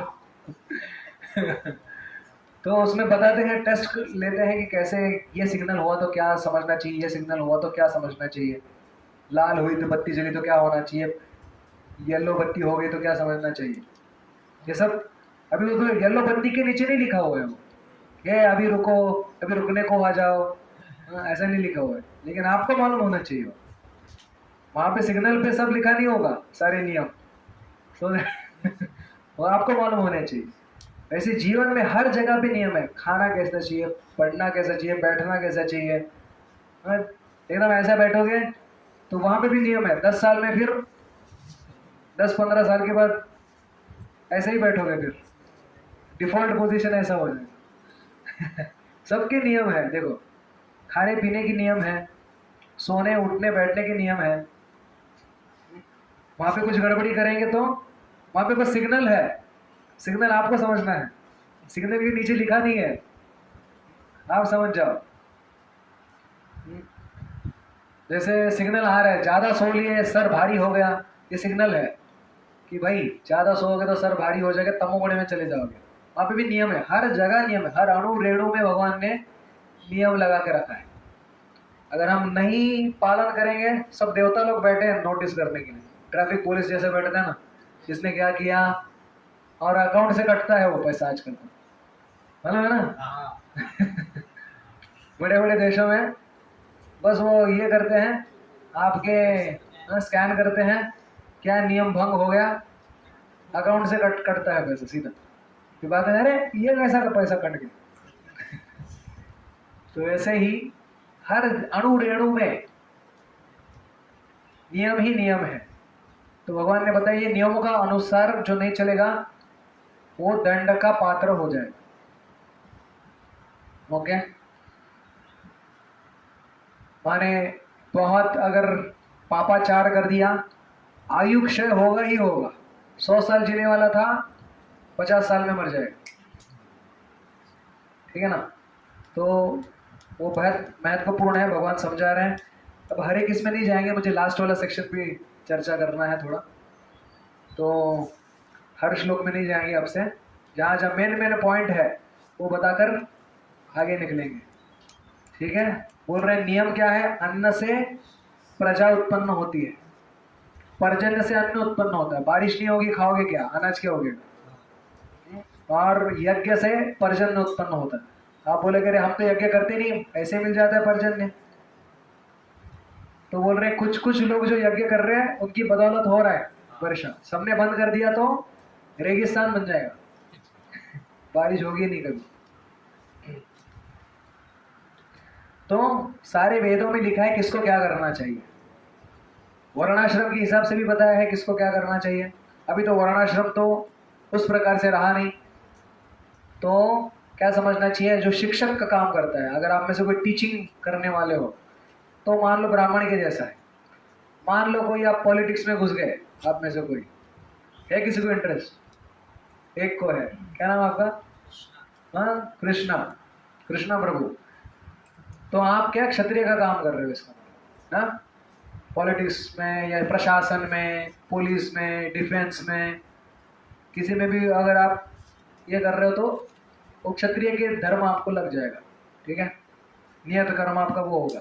कोई बिजनेस करना चाहता है, अपना उद्योग करना चाहता है तो वैश्य का। और शूद्र को आप कम मत समझना, जो भी पैसा लेके सेवा करता है तो उसको आप शूद्र के कैटेगरी में डाल सकते हो, ठीक है? वो भी समाज का ही हिस्सा है, ठीक है? गौरवपद कहते हैं 99% लोग तो सैलरी वाला जॉब करते हैं। तो हमको ऐसा नहीं सोचना चाहिए अरे मेरी गिनती क्या शूद्र में हो गई अभी, नहीं। ये सब हमको क्या सोचकर करना चाहिए, चाहे भले आप ब्राह्मण का धर्म करो, क्षत्रिय का करो, वैश्य का या शूद्र का, हम कौन है लेकिन? हाँ, दास दासानु दास है भगवान के। हम हमारा और कोई बाकी जो धर्म है वो इस जगत में उपजीविका चलाने वाला धर्म है। सोशल स्ट्रक्चर ठीक रहे इसलिए ब्राह्मण भी चाहिए, क्षत्रिय भी चाहिए, शूद्र भी चाहिए और वैश्य भी चाहिए। सोशल स्ट्रक्चर के लिए, समाज का यंत्र ठीक से चले इसलिए वो। लेकिन हमको साथ में ये भी सोचना है, समाज का यंत्र चलाने के लिए जो धर्म करेंगे वो भी भगवान को समर्पण करना है। साथ में हमको ये भी सोचना है ना हम विप्रो न च नरपति, हम कौन है? भगवान के अंश हैं, भगवान के सेवक है। भगवान कल कहते हैं अरे ये नहीं वो करो तो वो करेंगे, समझ रहे? अर्जुन को कह रहे लड़ो तो अर्जुन लड़े, पृथु महाराज के कहे मत लड़ो तो लड़ना बंद कर दिया। पृथु महाराज भी तो क्षत्रिय हैं, उनको बोले इंद्र से मत लड़ो भगवान, उन्होंने लड़ना बंद कर दिया। ऐसा नहीं कहा अरे क्षत्रिय का तो धर्म है लड़ना, ये इंद्र तो हमारे राज्य में अपनी नाक घुसा रहा है, हाँ? उसको दंड करने के लिए मैं लड़ रहा हूं, कुछ नहीं बोला। क्यों? हमारा मुख्य धर्म क्या है? भगवान को संतुष्ट करना। भगवान अगर बोलते हैं लड़ो तो लड़ो, भगवान बोलते हैं मत लड़ो मत लड़ो। क्वेश्चन है क्या? तो आगे कह रहे हैं अगर कोई कहे कि मुझे कर्म करने की आवश्यकता नहीं है, मुझे जो प्राप्त करना है मैंने प्राप्त कर लिया, अभी मैं ज्ञान के स्तर पर आ गया, मुझे इस जगत से कुछ ना ले, ये हमारे लिए लागू नहीं है। क्योंकि हम में से कोई उस स्तर पे नहीं आया है कि जिसमें हम कहेंगे आज के दिन खाना आया नहीं आया कोई चिंता नहीं है, कोई फिक्र नहीं है। ऐसा कोई है यहाँ पर? खाना आया ना आया कोई चिंता नहीं है, कल भी आया नहीं आया तो कोई चिंता नहीं। ऐसे इस स्तर पे कोई पहुंचा है? नहीं। अरे हम तो सोचते हैं कि पहले ही खाना आने से पहले ही सोचते हैं अरे टाइम पे आएगा कि नहीं आएगा। तो मान लो कोई ऐसा व्यक्ति है जो इसके परे भी चला गया, खाने पीने सोने के परे चला गया, रहने के लिए मकान की भी आवश्यकता नहीं उसको, तो क्या उसको काम छोड़ना चाहिए? क्योंकि उसको तो कुछ करने की आवश्यकता नहीं, वो तो परे चले गया सबके। ना खाने की आवश्यकता है, ना पीने की आवश्यकता है, ना उसको ना खाना मिले तो कोई फर्क नहीं पड़ता उसको, रहने के लिए घर ना मिले तो भी फर्क नहीं पड़ता। तो क्या करना चाहिए? तो कह रहे हैं उसको भी अपना नियत कर्तव्य करना चाहिए। 17, 18, 19, 20, 21 यही बता रहे हैं भगवान, ठीक है ना? तो बोलते बाकी लोगों के सामने उदाहरण प्रस्तावित करने के लिए उसको अपना कर्तव्य करना चाहिए, नहीं तो बाकी लोग भी उसको देखकर अपना काम छोड़ देंगे और भूख लगेगी तो फिर विकर्म करेंगे, वो तो शांत नहीं बैठेंगे इसकी जरा, समझ रहे?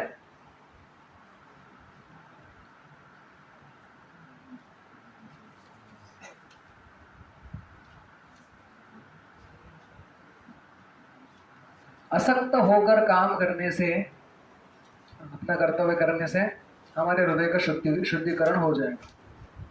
फिर कह रहे हैं, उदाहरण दे रहे हैं, जनक आदि राजाओं ने भी ऐसे ही किया था। तो एक जन ने जनक महाराज को पूछा, अरे आप इतने राजा हैं, असक्त होकर राज्य कैसे कर सकते हैं? कि राजा है मतलब महल में रहना है, बड़ा प्रासाद है, उसमें रहकर कोई असक्त हो सकता है?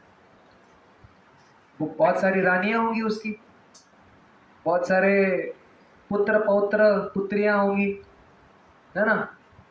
फिर असक्त कैसे रह सकता है? तो ऐसा किसी ने वो ब्राह्मणों ने उनको ऐसा प्रश्न पूछा कि अरे आप असक्त होकर कैसे कर सकते हो? आप तो राजा हो, ड्यूटी भी कर रहे हो, फिर अटैचमेंट भी नहीं है, ऐसा कैसे हो सकता? तो कहते मैं बताऊंगा, आप एक बार दावत के लिए आ जाओ मेरे घर पर। तो उनके घर पे आते हैं तो सभी ब्राह्मण बैठे हैं, उनके लिए 56 भोग का पकवान है, रबड़ी, जलेबी, समोसा सब प्रकार के पकवान है, और बोले सबको सब अनलिमिटेड है, कोई सोचना मत कोई कम पड़ेगा, सब अनलिमिटेड है, आराम से बैठकर पाइए। तो सब लोग बैठ जाते हैं, अपना अपना आसन ग्रहण करते हैं, ऊपर देखते हैं कि घोड़े के पूंछ से एक तलवार टंगी हुई है सर के ऊपर, सबके एक एक बड़ी बड़ी तलवार सब ब्राह्मणों के सर पर टंगी हुई है, और उसको बांधा किससे है? घोड़े के पूंछ का जो एक बाल होता है, एक बाल से टंगी हुई है। और इनको कह रहे हैं जो परोसने वाले, अरे खाओ खाओ और खाओ। तो ऊपर देख खा रहे फटाफट फटाफट फटाफट। हाँ, गुलाब जामुन गया पता नहीं चला, जलेबी गई अंदर पता नहीं चला। अंत में जनक महाराज जब भी हाथ वगैरह हस्त मुख प्रक्षालन हो गया उनका अच्छा, हाँ ब्राह्मणों कैसा था ये सब, दावत कैसी थी? तो बोले अरे कैसी थी, हमारा सारा ध्यान तो ऊपर था भय के मारे। हाँ, अगर टूट जाता वो बाल और सर पे गिर जाता तो सीधा हम परलोक सुधर जाते। कब पूछ रहे कैसी थी दावत, कुछ समझ में नहीं आया हमको, क्या अंदर गया क्या नहीं गया, फटाफट खा लिया, आपने बुलाया इसलिए हमने फटाफट खा लिया। तो जनक महाराज कहते हैं देखो, जिस प्रकार आप लोगों ने इतना भोग सामग्री होकर भी आपको पता ही नहीं चला कि क्या इसका स्वाद है, क्योंकि आपका सारा ध्यान ऊपर था भय के कारण। तो वैसे ही मेरी सारी भोग सामग्री सामने होकर भी मुझे पता नहीं चलता कि मैं क्या इसका क्या स्वाद है, क्योंकि मेरा भी ध्यान ऊपर है भगवान की ओर, लेकिन भय के कारण नहीं, प्रेम के कारण। आई बात समझ? जैसे आप सबका ध्यान ऊपर था तलवार की ओर, वैसे ही मेरा ध्यान ऊपर है भगवान की ओर, ठीक है? तो इसलिए भोग सामग्री साथ में होकर भी मैं उसमें आसक्त नहीं हूं, ठीक है? तो ये है जनक का महाराज को उदाहरण दे रहे हैं यहाँ पर 20वें श्लोक में। 21 में कह रहे हैं जो श्रेष्ठ है, जिस प्रकार से काम करता है बाकी लोग उसका पालन करते हैं, है ना? इसलिए चाहिए कि स्कूल का हेडमास्टर जो है वो ढंग का हो, कॉलेज का प्रिंसिपल जो है वो धर्म से चलने वाला हो, देश का प्रधानमंत्री जो है वो भी धर्म से चलने वाला हो, तब जाके क्या करेंगे लोग जो है, घर का जो स्वामी है वो भी धर्म से चलने वाला हो, तभी बीवी बच्चे सब बराबर पालन करेंगे, ठीक है ना? तो कृष्ण अपना उदाहरण दे रहे हैं, देखो मुझे भी प्राप्त करने के लिए इस जगत में कुछ नहीं है, मुझे जो चाहिए वो सब वैकुंठ में है, इधर आके मैं क्या प्राप्त करूंगा? इस भौतिक जगत में मुझे प्राप्त करने के लिए क्या है? फिर भी मैं मेरा जो कर्तव्य है वो पालन करता हूं। द्वारका में जब भगवान थे तो सुबह उठते थे और अपने आप पर ध्यान करते थे, क्योंकि भगवान तो वही है और फिर अपने पत्नियों के साथ ब्राह्मणों को दान करते थे, गायों को दान करते थे, गायों का दान करते थे, बहुत कुछ दान धर्म दान यज्ञ तप करते थे भगवान स्वयं, ये जनता को सिखाने के लिए। फिर आप कहेंगे कि अरे वृंदावन में तो भगवान ने ऐसा उदाहरण स्थापित नहीं किया, वो तो गोपियों के साथ नृत्य कर रहे हैं। तो इसका उत्तर क्या देंगे आप? आपको पूछा किसी बाहर वाले ने, अरे आप कहते हो कृष्ण तो बड़े उदाहरण स्थापन करने वाले हैं, ठीक है मान लिया द्वारका में उदाहरण स्थापन कर लिया, कुरुक्षेत्र में उदाहरण स्थापन कर लिया, वृंदावन में क्या? तो क्या कहेंगे? वृंदावन में छूट है? बताइए जरा सुदीप प्रभु। हमारे आनंद के लिए हाँ, भक्तों के आनंद के लिए भगवान ने सब कुछ किया, और हमारे आनंद के लिए भी है अंततोगत्वा। अपने ये जो गोपियां हैं कोई साधारण थोड़ी है, भगवान की अपनी शक्तियां हैं। सूर्य और सूर्य किरण, उसमें कोई नाता स्टैम्प करने का जरूरत है? हाँ, अप्रूव्ड, सूर्य और सूर्य किरण में नाता है। अरे आपने अप्रूव किया ना किया, बाढ़ में जाए क्या फर्क पड़ता है? सूर्य तो सूर्य किरण का शाश्वत संबंध है, वैसे कृष्ण और गोपियों का शाश्वत संबंध है। चाहे विवाह के बंधन से अप्रूव किया जाए ना अप्रूव किया जाए, फर्क नहीं पड़ता। अप्रूव किया तो भी ठीक है, नहीं किया तो भी ठीक है। इस जगत में करना पड़ता है, क्योंकि किसी एक व्यक्ति का दूसरे व्यक्ति के साथ कुछ संबंध ही नहीं है। मान लो कोई किसी की पत्नी है, मान लो दूसरे के साथ विवाह हो जाता था उसका, तो ये इस व्यक्ति को तो कुछ भाव ही नहीं देती थी, वो समझ गए कि नहीं? लेकिन भगवान तो सब गोपियों के स्वामी हैं, वैसे भी है, तो अब उनके आनंद के लिए वो सब लीला कर रहे हैं, और अब हमारे आनंद के लिए वो लीला कर रहे हैं, समझ रहे ना? उसमें कोई उनको कोई अधर्म नहीं है उसमें, समझ रहे? तो वृंदावन में जो लीला की भक्तों को आनंद देने के लिए, और द्वारका में जो लीला की वो भी भक्तों का आनंद देने के लिए, लेकिन उदाहरण स्थापित करने के लिए भी। ठीक है, ये समझ में आया सबको? तो हमको क्या करना चाहिए भक्त के रूप में? हमको क्या करना चाहिए? 25, 26, 27, 28 और 29 इसमें बता रहे भगवान। 25 से 29 हमारा व्यवहार क्या होना चाहिए? हम भक्ति में आ गए तो लोगों को हमको क्या सिखाना चाहिए, कैसे समझाना चाहिए? बोलते भक्त अगर ठीक से काम करे तो उसके आजू बाजू संभव है आजू बाजू भी इंप्रेस हो जाए, बोले अरे वाह भक्ति भी करता है, ढंग से काम भी करता है।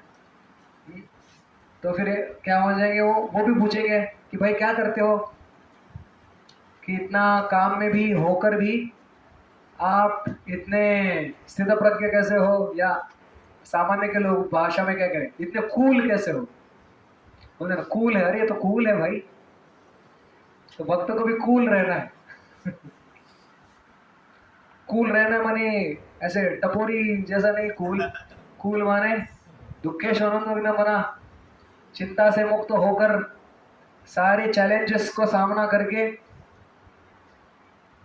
आगे बढ़ना है। तो लोग भी देखेंगे, बोलेंगे अरे ये माला भी जपता है, ये तो प्रगति भी करता है अपने काम में, तो थोड़ा पूछ लेते हैं कहाँ जाता है, क्या करता है, समझ रहे? इस प्रकार से आप भी अनेकों को प्रचार कर पाएंगे। वही बता रहे हैं इसमें। लोगों को ये मत बोलना कि जो कर रहे हो वो छोड़ दो, उनको बोलना क्या करना है वो बताओ पहले। तो उनको क्या कीर्तन के लिए लेके आओ, प्रसाद खिलाओ, वो सब करेंगे तो उनको पता चला अरे ये भक्त तो शुद्ध भी रहता है, अपना काम भी ठीक से करता है, और सब भौतिक और आध्यात्मिक दोनों दृष्टि से अच्छा चल रहा है, चलो हम भी ऐसा करके देखते हैं। समझ रहे? उदाहरण आप प्रस्तावित करोगे तो बाकी लोग भी उससे प्रभावित हो जाएंगे। ठीक है ना? फिर आगे बोल रहे हैं प्रकृते गुण सम्मूढ़ा, तो प्रकृते क्रियमाणानि गुणै कर्माणि सर्वशः अहंकार विमूढ़ात्मा करता हूँ विधि। हम भी जब कुछ सेवा करेंगे हमको सोचना चाहिए कि हम भगवान के केवल उपकरण हैं, और बाकी जगत में भी जो हो रहा है उसे इम्प्रेस ना हो जाए हम, अरे इतनी प्रगति हो रही है बाहर, हाँ अभी 4G है, अभी 5G आ गया, हाँ अभी ये मोबाइल हैंडसेट है और भी बेटर वर्जन आ गया, तो कितनी प्रगति हो रही है ना बाहर। तो बोल रहे हैं कि नहीं कुछ नहीं है, ये बस सत्व गुण रजोगुण तमोगुण का खेल है, बस बाहर जो चल रहा है उसमें पढ़ो मत, अपना काम निकाल लो। बोलने के लिए बस एक फंक्शन होने की आवश्यकता है, उतना फंक्शन आपके मोबाइल में है, सफिशिएंट है। ठीक है ना। अगर हमारी सेवा के लिए जो आवश्यकता है उतने का स्वीकार करके बाकी से तटस्थ रहना सीखना चाहिए। पुराना मोबाइल जितना चलना है उतना चलने दीजिए, उससे पृथ्वी देवी की भी आपका आभार, आपको आशीर्वाद दे देगी। क्यों? कम कचरा क्रिएट किया आपने, इसलिए। समझ रहे हैं? ये बड़ा भयंकर है, मोबाइल इत्यादि का जो कचरा है, मतलब खराब होने का जो कचरा बन जाता है, तो लोगों को अभी तक, साइंटिस्ट को मालूम नहीं उसको कैसे रिसाइकल करें, क्या करें। इलेक्ट्रॉनिक वेस्ट अमेरिका जैसे देशों में क्या होता है मालूम है? उसको लैंडफिल पार्क में डंप कर देते हैं, जमीन में गड्ढा खोदते हैं, उसमें सारा कचरा डाल देते हैं, ऊपर से लगता है कि अरे वाह सब अच्छा है, सब माने कि कचरा गया नहीं किधर, जमीन के अंदर गया। मतलब आगे जाकर वहां पर कुछ कंस्ट्रक्शन भी नहीं कर सकते, क्योंकि नीचे सब कचरा है, किस में कंस्ट्रक्शन करेंगे सर। तो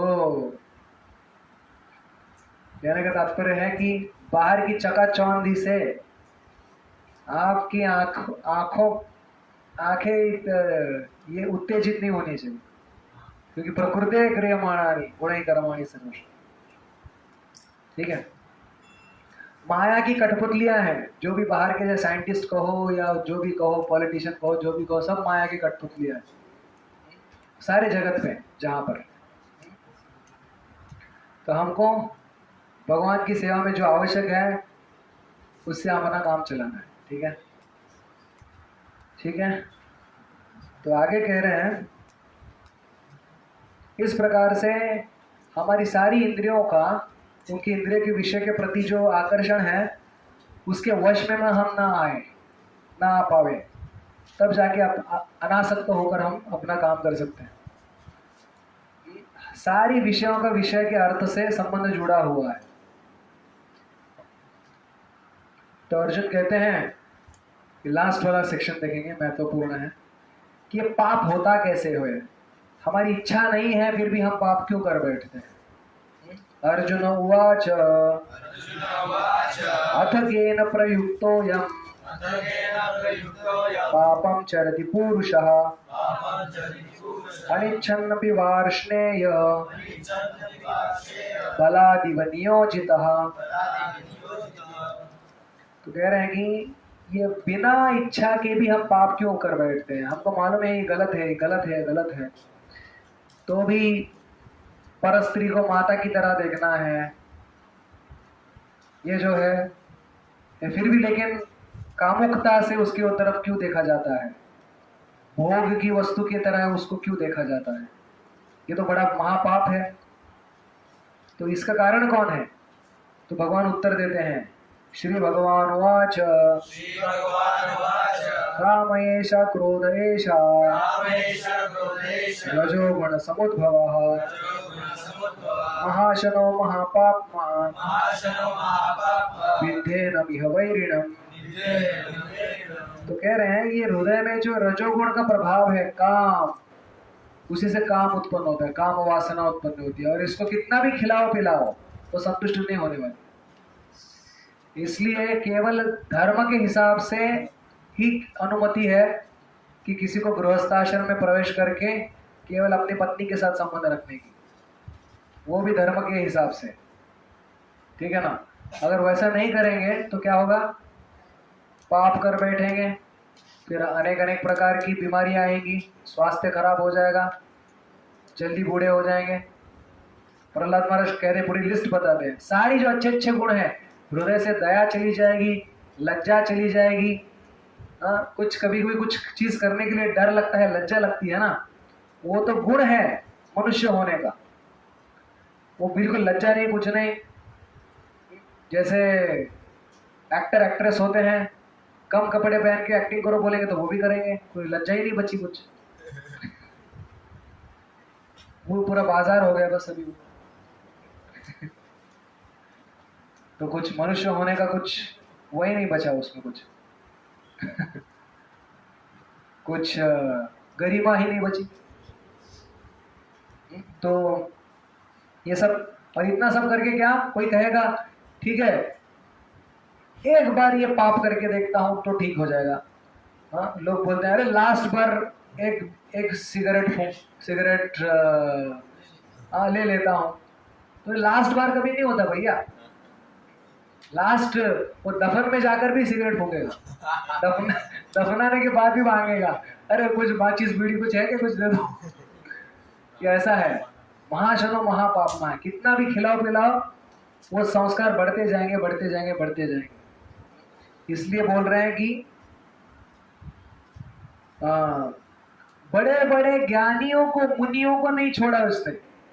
तो हम तो अभी कच्चे बच्चे हैं, अंडे से भी बाहर नहीं आए, तो हमको तो माया ऐसे निकल जाएगी, है कि नहीं।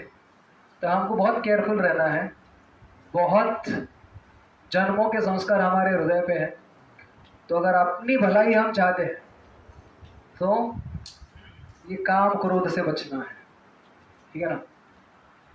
तो कैसे बचे भाई, ये कोई आसान बात तो नहीं है काम क्रोध से बचना। तो भगवान कुछ उपाय बताते हैं। बोलते हैं सबसे पहले देखो कि काम क्रोध का वास कहाँ रहता है, इंद्रियों में, मनों में, बुद्धि में। जो पाप करने में हम पर हावी हो जाती है।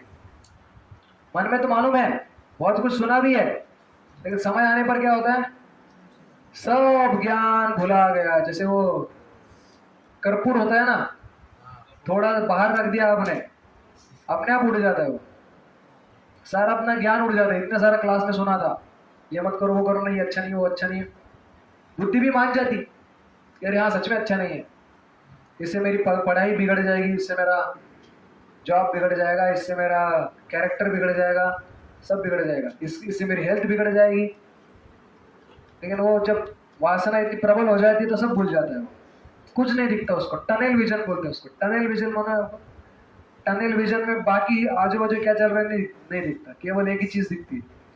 काश हमारे टनल विजन कृष्ण की ओर हो जाती, केवल कृष्ण ही दिखते हैं और कुछ नहीं होता। लेकिन यहाँ पे क्या है, केवल भोग ही दिखता है, यही देखना है बस, और कुछ नहीं। हाँ, तो इसके ऊपर कैसे हम बचे इससे, तो भगवान हमको कह रहे हैं कि पहले तो जान लो, सबसे पहले मन में भले ही कोई बुरा विचार आया है, अपनी इंद्रियों को उस तरफ मत लेके जाओ। मानो बिल बोर्ड पर कुछ गंदी तस्वीरें दिखी है, एक बार आके चली गई, वापस मत लेके जाओ उसको, नहीं तो फंसोगे। ऐसा कह रहे हैं भगवान, कह रहे हैं यहाँ पर। तस्मात्त्वम् इंद्रियाणि आदौ, 41वां श्लोक। तस्मात्त्वम् इंद्रियाण्यादौ नियम्य भरतर्षभ पाप्मानं प्रजह्येनं ज्ञान विज्ञान नाशनम। ज्ञान विज्ञान नाशनम, जो भी हमने ढंग से सुना था, ढंग से समझा था, सब नाश हो जाएगा। वापस बैक टू स्क्वायर वन, जहां चालू किए थे वहीं आकर पहुंच जाएंगे। आदि शंकराचार्य कहते हैं मन को हमने खुला छोड़ दिया तो सबसे नीचे जाकर गिरेगा वो।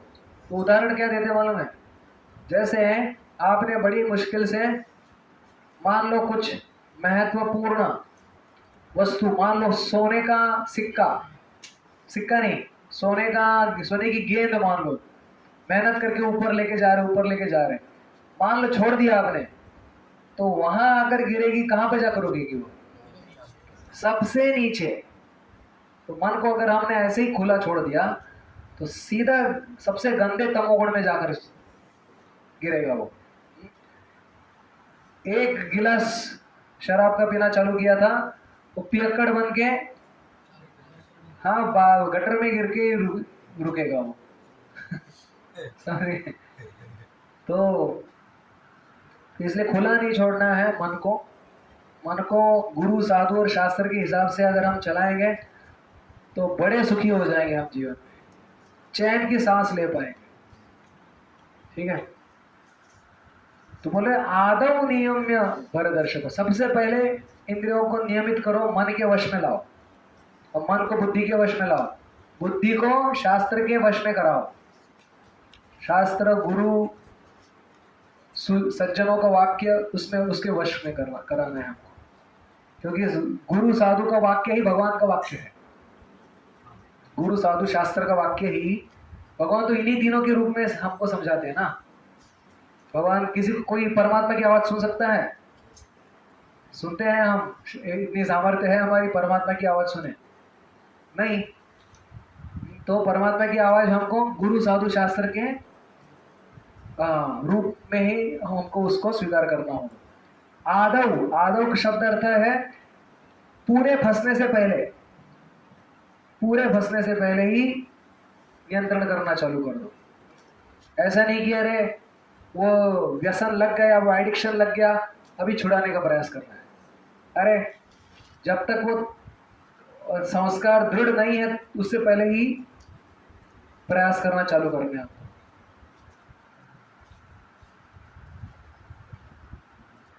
तो कह रहे हैं कि हमको ये जानना है कि जो आत्मा है हमारी, हमारी पहचान जो है वो शरीर मन बुद्धि से परे है। इंद्रियाणि पराण्याहुर इंद्रियेभ्यः परं मनः मनसस्तु परा बुद्धिर यो बुद्धे परतस्तु सः। माने हमको अंदरूनी शक्ति है कि इनके ऊपर नियंत्रण कर पाए। आत्मा को केवल सही संकल्प करना है। कामना से हम कभी मुक्त नहीं हो सकते, मालूम है ना आपको? आत्मा की पहचान ही है कामना करते रहना। लेकिन वो कामना काम वासना की है या कृष्ण भावना की है, उसके ऊपर हम आगे जाएंगे, ऊपर जाएंगे या नीचे गिरेंगे, वो निर्भर है। समझ रहे ना? तो ये कामना तो हम नष्ट नहीं कर सकते कभी, जीव का प्रॉपर्टी है। जैसे मान लो ये इसके ऊपर कुछ धब्बा लग गया, उसको साफ किया जा सकता है, लेकिन दूध का सफेदपन साफ किया जा सकता है? क्यों? दूध का सफेदपन क्यों नहीं साफ किया जा सकता? हाँ, अब लेकिन उसका सफेदी जो है दूध की, दूध से अलग की जा सकती है? नहीं, उसका नेचर ही है वो। वैसे ही आत्मा को कामना से अलग नहीं किया जा सकता। आत्मा का नेचर ही है कामना करना, लेकिन वो कामना किसकी करे? कृष्ण सेवा की कामना करे, कृष्ण भावना की कामना करे। कामुक वासना की कामना करेगा तो फंस गया। ठीक है ना? तो लास्ट श्लोक इस चैप्टर का फिर मैं क्विकली रिवाइज करूंगा हमने क्या सुना। एवं बुद्धे परम बुद्ध्वा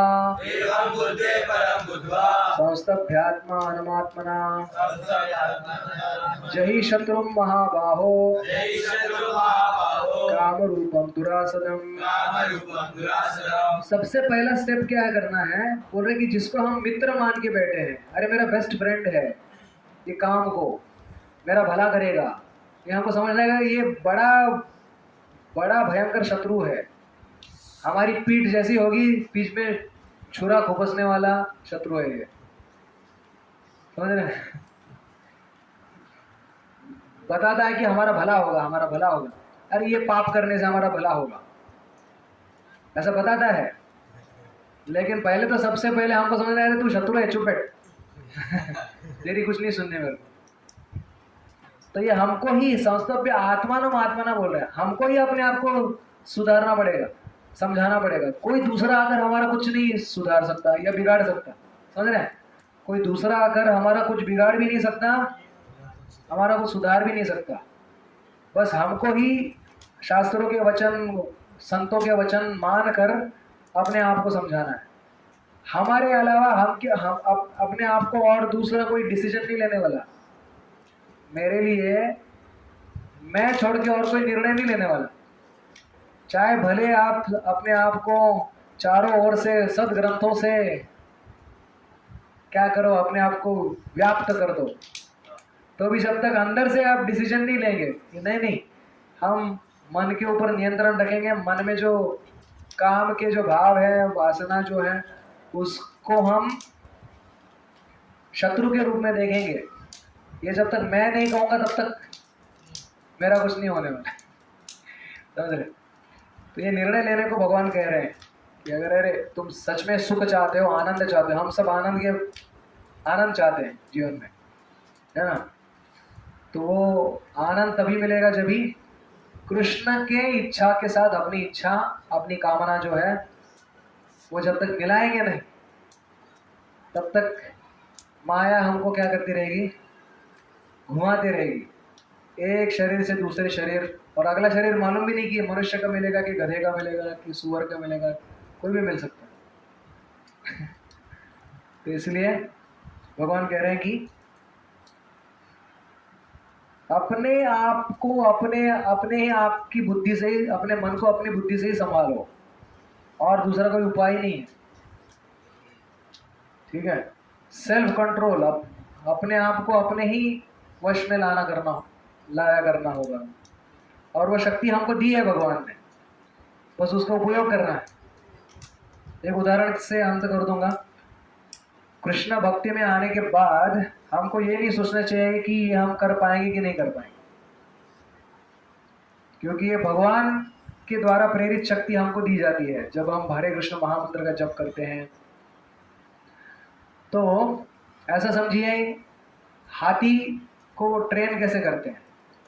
हाथी को बचपन में एक जो घास से बनी हुई रस्सी है उससे बांधते हैं, तो बचपन में वो ट्राई करता है बहुत निकलने का प्रयास करके सफल नहीं होता, तो क्या वो प्रयास करना ही छोड़ देता है। तो जब बड़ा होता है, इतना ताकतवर हो जाए, इतना बड़ा हाथी है, उसको हल्की सी कोई इससे रस्सी से बांध देते हैं, सर्कस वाले या कोई, अभी इच्छा करते तो तोड़ के भाग जाएगा, अपना शक्ति लगाएगा तो, लेकिन लगाते नहीं वो शक्ति, क्यों? हाँ पहले प्रयास करके हार चुका है वो, अभी वापस प्रयास करने की इच्छा ही नहीं करता वो। वैसे ही मन ने हमको इतने बार परास्त किया, पराजित किया, कि भक्ति में आने के बाद भी हम सोचते हैं कि यार इससे लड़ूं कि ना लड़ूं, ना लड़ना ही अच्छा है, प्रयास ना करना ही अच्छा है ना, कुछ होगा नहीं ऐसा सोचते हैं। लेकिन भक्ति में आने के बाद प्रभुपाद जी का और सारे आचार्यों का आशीर्वाद हमको प्राप्त है, हमको बल प्राप्त है, हमको बस प्रयास नहीं कर रहे, इसलिए हम मन को काबू नहीं कर पा रहे, क्योंकि प्रयास ही नहीं कर रहे, और एक बार प्रयास करके छोड़ रहे। तो वो प्रयास जारी रखना है, यही इस अध्याय में भगवान हमको सिखा रहे हैं। तो तुरंत ठीक है, मैं नहीं समराइज करूँगा, आप ही बताओ इस अध्याय में क्या क्या समझा आपने, एक एक पॉइंट आप बता सकते हो जो आपको स्मरण में हो, बताइए। या फिर मैं एक इसका रेफरेंस लेकर बता सकते हो, आपके पास गीता है तो। ये किन की गीता है? आपकी है ना, आप भी पढ़ सकते हो। थोड़ा एक एक पॉइंट बताइए ज़रा, क्या क्या हमने सुना। हाँ, नोट से भी बता सकते हो, एक पॉइंट बताइए बस। शुरुआत में क्या देखा हमने, चालू कहाँ से हुआ? याद है? हाँ, अर्जुन के, हाँ क्या क्वेश्चन से चालू हुआ? क्वेश्चन बोलिए। हाँ भक्ति योग और ज्ञान योग के बारे में। हाँ ठीक है।